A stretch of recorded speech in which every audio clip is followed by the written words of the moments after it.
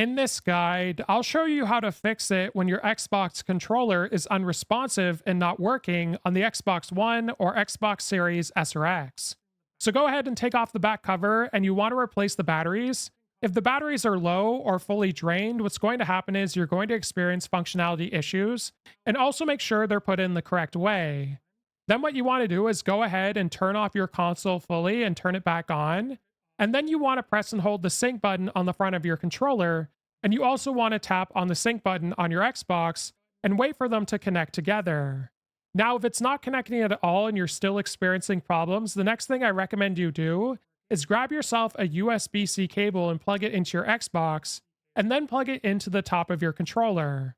Now, when you do this, your controller should vibrate, indicating it's connected. And you also don't even need batteries when it's connected to USB-C. Now, if your Xbox controller still isn't working, it could be a hardware issue, in which case you'd have to get a repair. But if you do manage to connect it, go to Settings on your console and scroll down to Devices and Connections, and go to Controllers and Headsets. From here, go to the three dots and make sure your controller's up to date, running the latest firmware version.